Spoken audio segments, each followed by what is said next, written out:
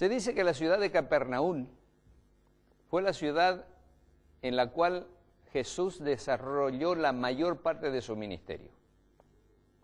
En Capernaum, el Señor predicó uno de los sermones más extraordinarios que alguna vez se hayan pronunciado. Allí nosotros encontramos el famoso sermón de la montaña y las famosas bienaventuranzas. ¿Qué fueron las bienaventuranzas? ¿Qué son las bienaventuranzas?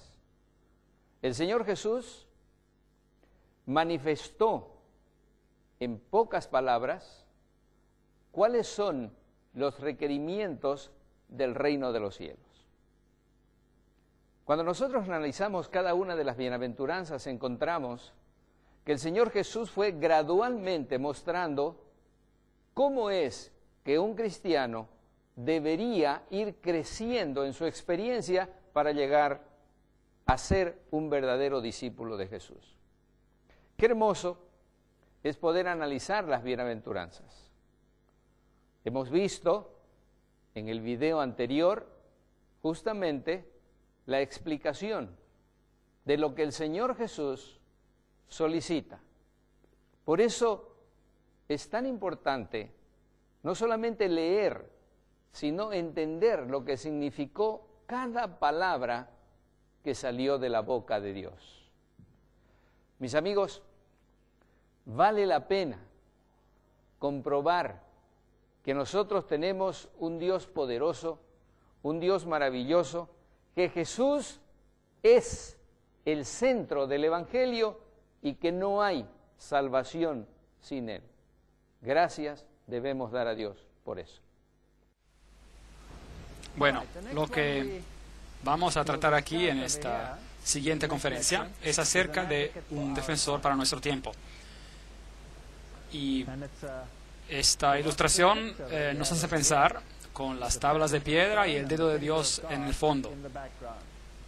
Bueno, en Éxodo capítulo 31, versículo 18 dice: y dio a Moisés, cuando acabó de hablar con él en el monte Sinaí, le dio 2 tablas del testimonio, tablas de piedra escritas por el dedo de Dios. Entonces Dios escribió en tablas de piedra los 10 mandamientos y los escribió con su propio dedo. En Éxodo 32, verso 16 dice: las tablas eran obra de Dios y la escritura era escritura de Dios grabada sobre las tablas. De hecho, solo hay 3 veces en la Biblia cuando Dios escribe, y en esas 3 ocasiones escribió con su dedo. Esta vez, Éxodo 32, versículo 16, Dios escribió los 10 mandamientos sobre piedra con su dedo. Jesús escribió en la arena, ¿con qué? Con su dedo. Y cuando Babilonia estaba a punto de caer, la mano escribió con el dedo, ¿en qué? En la pared. Así que es fascinante. Dios mismo escribió 3 veces y cada vez fue con un dedo, con su dedo. Y cuando Moisés rompió estas tablas porque el pueblo de Dios se había idolatrado mientras él estaba en el monte, Deuteronomio 10, versículo 2 nos dice: y escribiré en aquellas tablas las palabras que estaban en las primeras tablas. Dios dice que escribirán en las tablas nuevas que quebraste y las pondrás en el arca. Así que las tablas del testimonio, conteniendo los 10 mandamientos escritos con el dedo de Dios, fueron puestas dentro del arca. Ok, ahora vamos a definir el asunto del pecado. Primera de Juan 3, versículo 4. Todo aquel que comete pecado infringe también la ley, pues el pecado es la infracción de la ley. ¿Está claro? Si usted infringe la ley de Dios, entonces está cometiendo pecado. Así que si yo robara, ¿estaría transgrediendo la ley de Dios? Sí.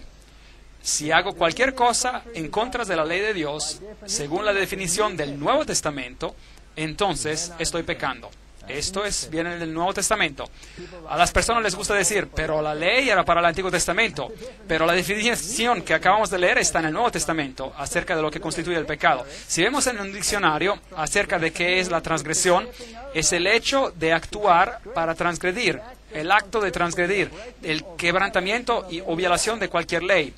Entonces, si va a transgredir, debe haber una ley. Romanos capítulo 4, versículo 15 dice, donde no hay ley, tampoco hay transgresión. Fascinante. Entonces, Adán y Eva tuvieron una ley. Deberían haber tenido una ley, si no, no hubieran transgredido. Ahora, ¿puede la ley de Dios cambiar? ¿Qué piensa usted? Está escrita en piedra. ¿Acaso eso no les dice algo? Está escrita en piedra. Ahora, el hombre puede cambiar leyes, pero la ley de Dios no cambia. Allá en Sudáfrica, de donde yo vengo, tenían leyes muy extrañas en nuestro país. Algunas leyes raras. Y han sido cambiadas. En el pasado hubo una ley, por ejemplo, que se llamaba el acta de inmoralidad. Y si un hombre blanco estaba en compañía de una dama negra o viceversa, entonces eso era un problema. Podían ir a la cárcel. Hoy esa ley está anulada y ya no es un problema. Entonces se dan cuenta, usted puede remover la ley o para remover el problema, o si la ley permanece y si usted la quebranta, usted es un transgresor, ¿correcto? ¿Sí o no? Bien. Así que donde no hay ley, no hay transgresión. Romanos 6:23 dice, porque la paga del pecado, la cual acabamos de definir en la Biblia, es la transgresión de la ley. Podemos leerlo. La paga de transgredir la ley de Dios es la muerte. De modo que ese es un asunto muy importante. Algunas personas dicen que no hay ley, que no podemos guardar la ley, pero la Biblia claramente nos enseña que si transgredimos la ley de Dios, entonces la paga del pecado será muerte. Ahora, el pecado nos separa de Dios. Leemos eso en Isaías 59, versículo 2. Por vuestras iniquidades, vuestros pecados, han hecho división entre vosotros y vuestro Dios. Eso es importante. A algunos les gusta tornar esa definición de arriba abajo. Prefiero mantener la definición así como está en la Biblia. El pecado es la transgresión de la ley y si usted peca, esto causa una separación. Así que hemos sido separados de Dios a causa del pecado. Pero hay una manera de resolver este problema y esta manera es Cristo. Romanos 6, versículo 23. Porque la paga del pecado es muerte, mas la dádiva de Dios es vida eterna en Cristo Jesús, nuestro Señor. Así que hay dos posibilidades. Adán y Eva pecaron. Y la paga del pecado es muerte. Dos posibilidades. O eliminamos la ley, como en Sudáfrica. Había una ley y esa era una ley tonta y entonces se anuló la ley. Ya no hay más ley. Y si no hay más ley, entonces no hay más transgresión. ¿Tiene sentido esto? Así que si eliminamos la ley, eso arregla el problema. Entonces eres libre. Y todos los que estuvieron en la prisión por causa de actos de inmoralidad, según esa ley, se libraron. Ahí está. Ya no hay más ley. Entonces ya no hay más transgresión. Eres libre. ¿Hizo Cristo eso? ¿Puso a un lado la ley? ¿Sí o no? No. Vea lo que dice la ley. La ley dice, morirás. Pero Cristo pudo haber dicho, hice una ley, pero esa es una ley muy dura para ustedes, así que quitamos esa ley. Pero Dios no cambia. Entonces aquí tenemos un callejón sin salida. La ley dice que tú seguramente morirás. Pero Cristo no trató este asunto livianamente.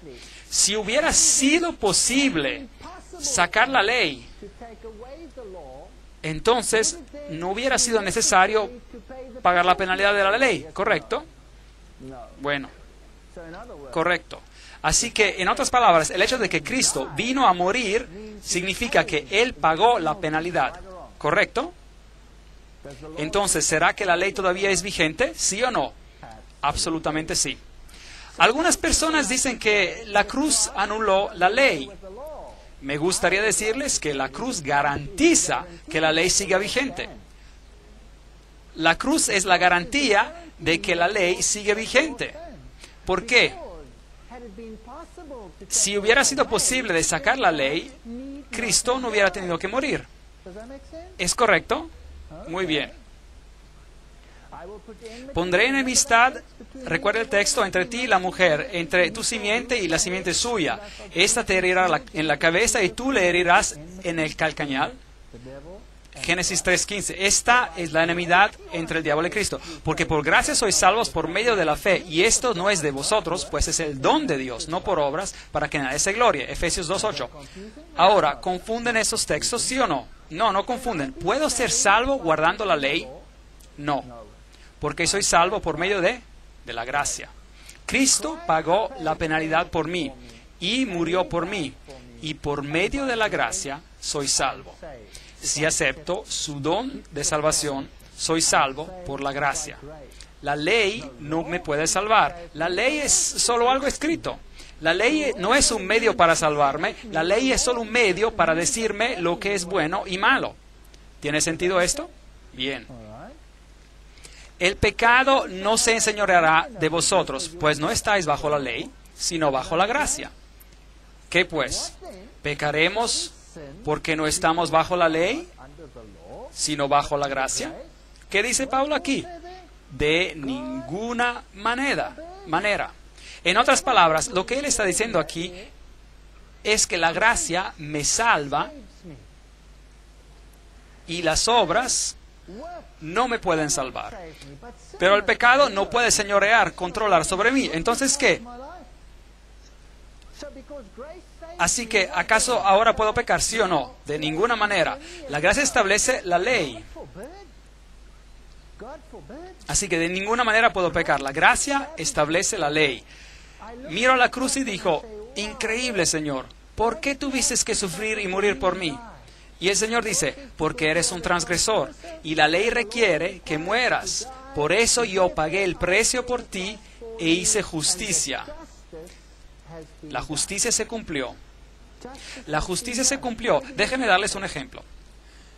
Si usted tiene una pequeña hija, si tienen una hijita, y unos muchachos vienen y la violan, la pegan, la mutilan, la estrangulan y la dejan muerta.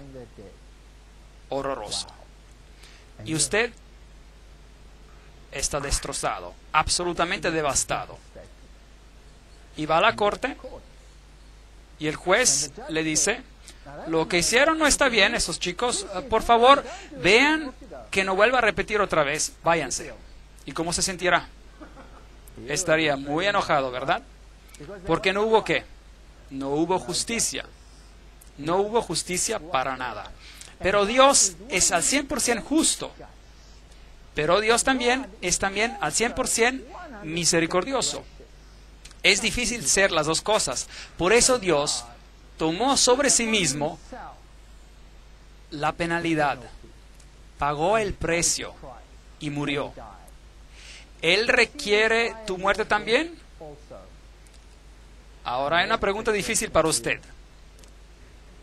Claro que sí. Él requiere tu muerte. ¿Qué clase de muerte requiere? Él requiere la muerte del hombre viejo de pecado.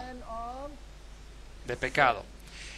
En otras palabras, el viejo tú debe morir y el nuevo tú debe renacer de la muerte en Cristo por medio de su poder y su resurrección.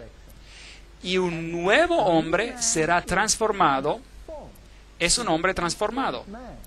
Y en Cristo caminamos este camino otra vez. Caminamos este camino otra vez. Y Cristo nos dará fuerzas para hacer lo que es correcto. Increíble. Tenemos una segunda oportunidad. Tenemos una segunda oportunidad. Ahora sí, regresando al ejemplo, si este asesino, estos muchachos, están sentenciados a morir y se arrepienten completamente, y allí están, y alguien está dispuesto a cambiar el lugar con ellos, esas personas tienen una segunda oportunidad. ¿Qué harían estos hombres? ¿Saldrían a matar otra vez o quizás considerarían que se les ha otorgado una oportunidad? y dicen, ahora tengo otra posibilidad, mejor camino correctamente. Por eso Dios prohíbe que la gracia anule el guardar la ley. Ya que por las obras de la ley ningún ser humano será justificado delante de él, no seremos salvos por lo que hacemos de cosas buenas, porque por medio de la ley está ¿qué? El conocimiento del pecado, Romanos 3, 19 y 20. Así que la ley no puede salvarme, solo Jesús puede salvarme. Pero la ley puede decirme lo que es bueno o malo. Entonces, si yo sé lo que es correcto y no lo hago, ¿qué es lo que dice el texto? Entonces será para mí ¿qué? Pecado. Bueno, entonces la ley me dice lo que es el pecado. Romanos 3, versículo 31. Luego, por la fe invalidamos la ley. ¿Qué dice él? De ninguna manera, sino que confirmamos la ley. ¿Sabe? Es increíble cómo el pensamiento de Pablo se distorsiona sobre este punto en particular. Porque las personas creen que estamos bajo la gracia y la obediencia de la ley, eso es cosa judía. No. La Biblia enseña que estamos bajo la gracia y que las obras no nos pueden salvar. Podemos hacer todo lo justo, todo lo que queremos, pero si no aceptamos el regalo gratuito de la salvación que es en Cristo Jesús, no sirve a nada. Porque es solamente en una persona que hay salvación, en Cristo Jesús. Pero la ley me enseña lo que es bueno y malo. Y cuando yo vengo en armonía con Cristo, entonces yo guardaré sus mandamientos. Jesús dice, si me amas, guardarás mis mandamientos. Romanos 3, versículo 31. De manera de que la ley es verdad y es santa, y el mandamiento es santo y justo y bueno. Romanos 7, versículo 12. Así que la Biblia claramente enseña que la cruz no sustituye la ley, sino que la establece. Establece la autoridad de la ley. Porque si hubiera sido posible sacar la ley, entonces Cristo no necesitaría haber venido a morir. Ahora pues, no hay ninguna condenación para los que están en Cristo Jesús, los que no andan conforme a la carne, sino conforme al Espíritu. Romanos 8, versículo 1. ¿Al Espíritu le gusta el pecado? No. Al Espíritu no le gusta el pecado. Así que si usted está en Cristo y le dice al Señor, quiero hacer tu voluntad, muéstrame lo que es bueno y lo que es malo, y a caminar en lo bueno, caminar en lo bueno. El pecado rompió la relación, y Jehová, Dios hizo al hombre y a su mujer, les hizo túnicas de pieles y los visitó. Génesis 3, versículo 21. Ellos habían perdido la vestimenta de justicia, y Dios en su misericordia les dijo, te cubriré otra vez. Y Él les dio la promesa del Mesías, que los cubre de justicia, de su justicia. Entonces, el primer símbolo de la muerte era un animal que moría. ¿Correcto? Sí. Un animal murió y se convirtió en el símbolo en que Cristo moriría por nosotros. Bueno, ahora miremos a otra ley, la cual es llamada la ley ceremonial, y esta incluía a todos los festivales, las reglas y regulaciones que Israel tenía que cumplir. Ahora, recuerde que los 10 mandamientos fueron escritos, ¿cómo? Leímos, por el dedo de Dios, y fueron escritos, ¿dónde? En piedra, y ¿dónde tenían que ser puestos? En el arca. La ley ceremonial fue escrita por Moisés y fue puesta al lado del arca. Leamos esto cuidadosamente.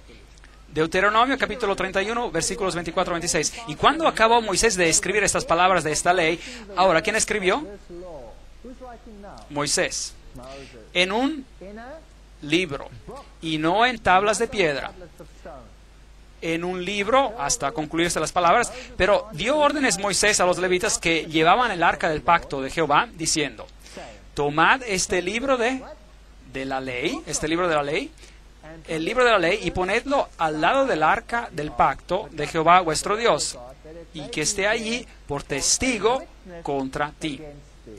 Ahora, recuerden esto cuidadosamente, grábenlo en su memoria. Es bueno grabar la palabra de Dios en la memoria.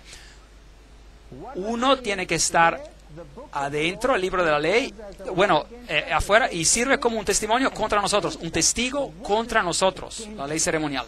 Así que esta ley nos dice algo acerca de nosotros. Bueno, correcto o incorrecto.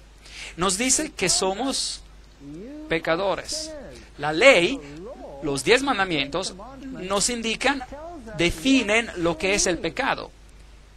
Pero esta ley nos dice cuál es nuestra parte en esto. Y nos indica a una solución. Hay dos leyes distintas. Una estaba en las tablas de piedras puestas en el arca y escritas con el dedo de Dios, y la otra fue escrita en un pergamino, el libro de la ley puesto al lado del arca. Ahora, la ley moral está en la Biblia, los 10 mandamientos que en Santiago se llama la ley real. Es llamada la ley de libertad.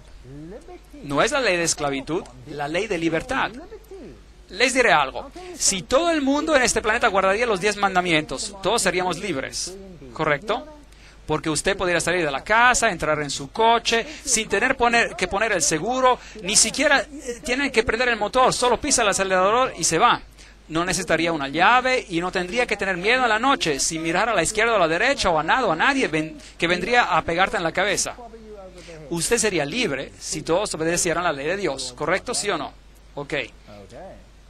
Éxodo 31 dice, la escritura era escritura de Dios grabada sobre tablas. Deuteronomio nos dice que fue puesto dentro del arca. Primera de Juan 3, versículo 4 y al 8 y Romanos 4 dice que la ley existió antes del pecado.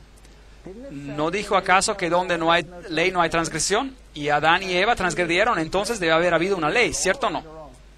Bueno, Romanos dice que el blanco de la ley es de revelar el pecado, porque por la ley es el conocimiento del pecado, Deuteronomio 5:22, y Salmos 19:7, y Romanos 7, y muchos otros textos dicen que la ley es completa, es perfecta, es santa, es justa y es buena.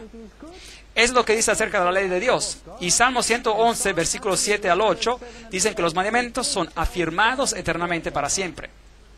Miremos a la ley ceremonial. Es llamada la ley de los mandamientos que contenían las ordenanzas. Efesios 2:15, Hebreos 9 y 10. Fue escrita por Moisés y fue puesta en el libro de la ley, Deuteronomio 31. Acabamos de leer esto. Fue puesta al lado del arca, no en el arca, Deuteronomio 31, 24, 26. Y fue dada después del pecado. Después del pecado. Gálatas 3:19. La ley fue agregada por la transgresión. Así que la transgresión requiere una ley. Así que otra ley fue agregada por la transgresión. Por eso tenemos dos leyes. Una es la ley ceremonial y la otra es la ley moral. Y el propósito era para revelar el remedio para el pecado. Levítico 6, 1, 6 y 7 y Juan 7, 29 y Mateos 27, 51. Es una ley temporal y caducará. Se quitará. Ahora, debemos saber muy bien de qué ley estamos hablando y debemos entender los dos lados de la cuestión. Porque en la Biblia simplemente se usa la palabra ley por las dos. Y tienen que darse cuenta, según el contexto, si se está hablando de la ley moral o de la ley ceremonial. Difícil. Y uno se puede confundir bastante si no conoce la definición que acabamos de mencionar. Tiene que saberla exactamente. Así que es así como era. Había una ley moral que se encontraba adentro del arca y arriba del arca había una cobertura de oro llamada, en inglés, la cubierta de misericordia. Es una cosa maravillosa. Ya regresaremos a eso en un momento. Y luego el libro de la ley, escrito por Moisés, con todas las leyes ceremoniales, puesta al lado del arca. Ahora, hay 4 evangelios escritos en la Biblia. Son los evangelios de Mateo, Marco, Lucas y Juan. Y las personas se preguntan, ¿por qué se repiten las historias? ¿A qué sirve? Bueno, hay mucho. Porque cada uno de los evangelios es un poco diferente. Mateo habla acerca de Cristo el Rey. Marco habla de Cristo el Salvador. Y Lucas habla de Cristo el hombre. Y Juan habla acerca de Cristo el divino. Así que ahí tiene todos los aspectos de la divinidad. Ahora miremos a los 5 libros de Moisés y veamos. Vamos a ver. Génesis es el libro de los orígenes, la caída y la promesa de la redención. Así que Cristo está ahí también, explicado. Éxodo, Cristo nuestro santuario. Y estaremos tratando sobre este tema después. Increíble, hermoso. Levíticos, Cristo nuestro sacrificio, el Cordero de Dios que quita los pecados del mundo. ¿El Cordero representaba a quién? Representaba a Cristo. Así que Levíticos es Cristo como nuestro sacrificio. Números, el libro de Números, es Cristo como nuestra guía. Y Deuteronomio es Cristo como nuestra recompensa. Así que los 5 primeros libros de la Biblia nos dan un plan de salvación en forma de bosquejo. Nos hablan de la ley y la ley ceremonial, nos hablan del remedio para el pecado. Y como el remedio está en una persona, todos estos asuntos tratan con un solo individuo. Y este es Cristo Jesús. Veamos si podemos encontrar esto. Génesis capítulo 26, versículo 5. Un texto fascinante. Por cuanto oyó Abraham mi voz y guardó mis preceptos, mis mandamientos, mis estatutos y mis leyes. Miren, hay personas que dicen que los mandamientos les pertenecen solo a los judíos y fueron dados en el Sinaí, en los 10 mandamientos, en tablas de piedra. ¿Correcto o no? Bueno, ¿qué leyes y estatutos guardó Abraham, pues? Esto era antes que los judíos. Obviamente, él obedeció a los mandamientos de Dios. Entonces, los mandamientos, si existían entonces, fueron desde el principio. Pero como el ser humano es olvidadizo, se le dieron en tablas de piedra otra vez para posteridad. Y Jesús dijo, así como yo he guardado los mandamientos de mi Padre y permanezco en su amor. Juan 15:10. Jesús dejó un ejemplo. Él obedeció a los mandamientos. Jesús dice, no penséis que he venido para abrogar la ley. Él se refiere aquí al antiguo Pentateuco, que eran los 5 primeros libros de Moisés, y contenían la ley de los 10 mandamientos. Así que ni una jota ni una tilde sería removida. Esto incluye los 10 mandamientos y los profetas. Todo lo que se ha dicho por los profetas. No he venido para abrogar, sino para cumplir, dijo Jesús. Porque de cierto os digo que hasta que pasan el cielo y la tierra, ni una jota ni una tilde pasarán de la ley, hasta que todo se haya cumplido. Mateo 5, 17 y 18. Entonces puede ver que Jesús no vino a cambiar nada, sino que vino a cumplir. Él es el cumplimiento de la ley ceremonial. Él es la solución al pecado. Y Él vino porque la ley de los 10 mandamientos nos había condenado a todos nosotros a la muerte, pero Él vino a hacer justicia, a pagar el precio. Así que en la cruz la justicia y la misericordia se juntaron. Increíble. Jesús dice, pero es más fácil, eso es Jesús que está hablando, que pase en el cielo y la tierra para que se frustre una tilde de la ley. Lucas 16, versículo 17. ¿Ven que la ley permanece, sí o no? Ok, así que aclaramos esto. Primera de Juan 5, versículo 3. Pues este es el amor de Dios, que guardaremos sus mandamientos, y sus mandamientos no son gravosos. Algunas personas dicen, no puedo guardar la ley de Dios, es imposible, es imposible. Es imposible. He tenido pastores que me han dicho lo mismo. Pastores que me dicen que es imposible guardar los mandamientos de Dios, que no tenemos que guardar los mandamientos de Dios. De hecho, de que los mandamientos han sido eliminados. Y le dije, pastor, deme su esposa, la necesito esta noche. Y él dijo, ¿qué quiere decir? Pues le dije, bueno, si no hay mandamiento que diga, no adulterarás. Y me dijo él, no quise decirlo así. Y le dije, bueno, entonces, ¿qué quiere decir? ¿Cómo lo explica? Está bien, si asesino a su hija, está bien eso. No quería decir eso. Entonces, bueno, no se debería matar. Aquí podemos citarlos a todos ellos, los mandamientos. ¿Los quieren? Pero ellos no los quieren. Así que o están aquí, o están presentes o no presentes. El Señor dice que sus mandamientos no son gravosos. Y habiendo perfeccionado, vino a ser autor de eterna salvación para todos. ¿Quiénes? ¿A todos quién? A todos los que le obedecen. Hebreos 5, versículo 9. Obediencia. Así que si usted tiene un evangelio sin la obediencia, entonces tiene un evangelio a medias. Está mal basado. Va a ser inestable y se va a caer. Ahora, veamos esto. Algo que realmente lo sorprenderá. La ley en el Nuevo Testamento. Mateo 4:10 o Apocalipsis 19:10. Al Señor tu Dios adorarás y a Él solo servirás. Mírenlo por ustedes mismos. Está ahí, en el Nuevo Testamento. No estoy leyendo el Antiguo. Aquí, primera de Juan 5:21, Hechos 17:29. Hijitos, guardaos de los ídolos. Amén. Este es el segundo mandamiento. Primera de Timoteo 6:1.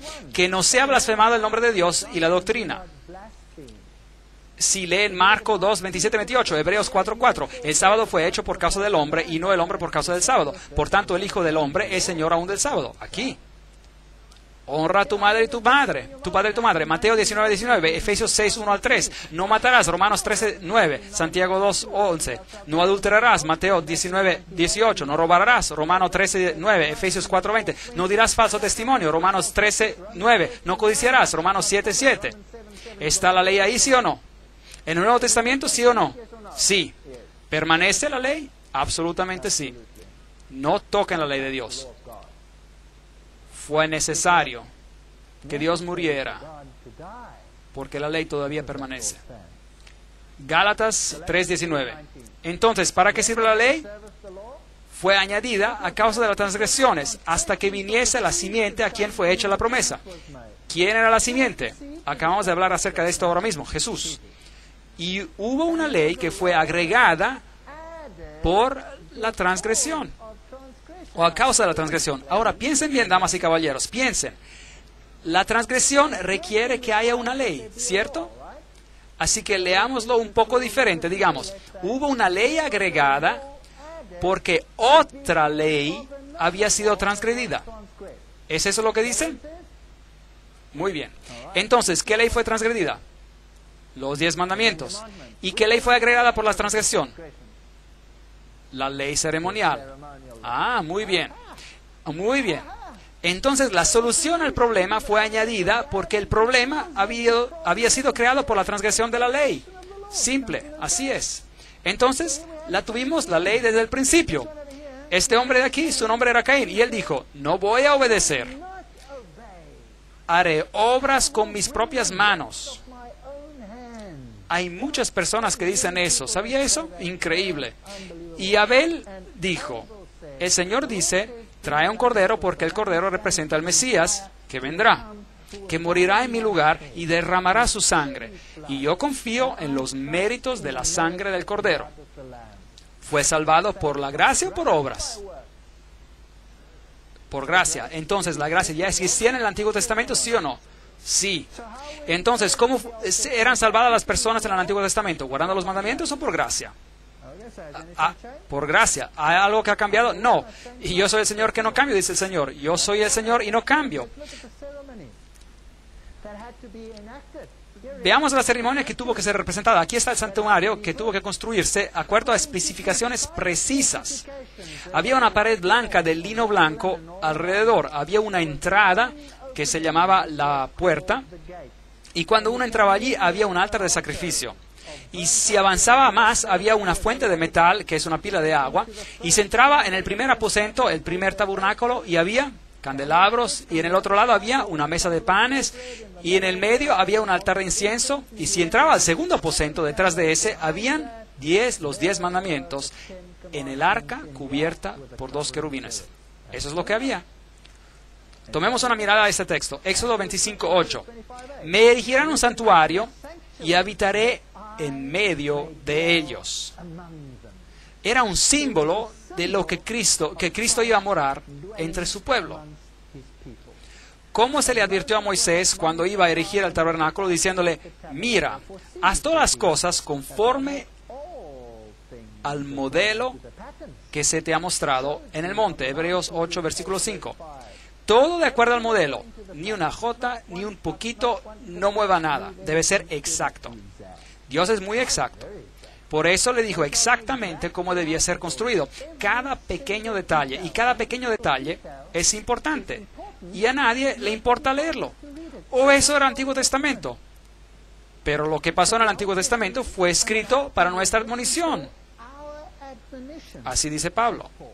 Así que será mejor que nos aseguremos de leerlo. Bueno, todos estos pilares, el Señor dice que son una copia del tabernáculo en el cielo, en el templo en el cielo. Y dice, al vencedor lo haré columna en el templo de mi Dios, en mi casa. Entonces el pilar simboliza los redimidos. Es interesante. Y se necesitaba dinero para pagar la construcción y cada persona tenía que pagar un precio de redención. Y era el mismo precio para los pobres o para los ricos. Así que era, y si bien recuerdo, 1/4 de shekel de plata y cada uno tenía que pagarlo. Y Jesús vino y envió a su discípulo a pescar el dinero de redención de la boca de un pez. ¿Se acuerda de esa historia? Y hubo suficiente para pagar para los 2 de ellos. Jesús está dispuesto a pagar el dinero de la redención por ti. Ahora, ese era el símbolo. Las bases del santuario y cada uno tiene que ser partícipe, tiene que pagar, tiene que dar algo.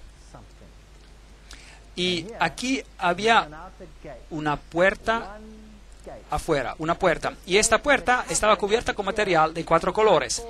Tenía morado o púrpura, tenía rojo, tenía azul y tenía también color blanco. Y había un hilo de oro. Morado es el color de la realeza, rojo es el color del sacrificio y azul es el color de obediencia y el blanco representa el color de la justicia. Esos son los aspectos de Cristo. Y por si acaso, si usted quiere tener el morado, tiene que mezclar el rojo y el azul. Entonces, el sacrificio y la obediencia hacen realeza. Increíble, es hermoso. Jesús dice, yo soy la puerta y nadie viene al Padre sino por mí. Y si no entras por esa puerta, Él dice, no tienes parte conmigo. Entonces Jesús es la puerta. Esta puerta, había solo una. Y después había otra por aquí. Y esta era llamada el portón. Y esta se llamaba la puerta. Y tenía el mismo material. Y después había otra adentro que tenía el mismo material con los mismos colores. Así que Cristo es identificado con la puerta y con los colores. Y con el velo que está entre el primero y el segundo aposento. Y si viene por aquí, la primera cosa que encuentra es el altar de sacrificio. ¿Qué se hacía ahí? Un sacrificio. ¿Y quién representa ese sacrificio? Representa a Cristo. Entonces el lino blanco alrededor es la justicia de Cristo. Cuando se entra por la puerta, en otras palabras, cuando acepta la salvación por medio de Cristo, entrando por la puerta y se queda envuelto por la justicia de Cristo. Hermoso. A eso se le llama justificación. Y se encuentra frente al altar de sacrificio y hay un cordero. Y es testigo del sacrificio del Hijo de Dios en símbolo para quitarle los pecados, sus pecados. Hebreos 9:24 dice, porque no entró Cristo en el santuario hecho de mano, figura del verdadero, sino en el cielo mismo para representarse ahora por nosotros ante Dios. Así que el santuario terrenal era una copia del santuario celestial donde Cristo es nuestro sumo sacerdote. Hebreos 9:8 dice, no se había manifestado el camino al lugar santísimo, entre tanto que la primera parte del tabernáculo estuviese en pie. El ministerio de Cristo solo pudo empezar en el cielo una vez que el terrenal estaba completo. ¿Y cómo sabemos eso? Porque en el tabernáculo terrenal, al sacerdote no le estaba permitido entrar al primer aposento hasta que el sacrificio se había hecho. Había un cordero y había un carnero de consagración. El cordero representa a Cristo al principio de su ministerio y el carnero representa a Cristo al terminar su ministerio. Y si el carnero de consagración era sacrificado, al sacerdote se le permitía después entrar al lugar santo. Y la Biblia nos dice que Cristo no entró con la sangre de corderos o carneros, pero con su propia preciosa sangre. Entonces, este servicio tenía como una garantía de la venida del Mesías. ¡Qué hermoso simbolismo! Los cuales sirven a lo que es figura y sombra de las cosas celestiales, como se le advirtió a Moisés cuando iba a erigir el tabernáculo, diciéndolo, miren, es una copia del celestial. Hebreos 8:5.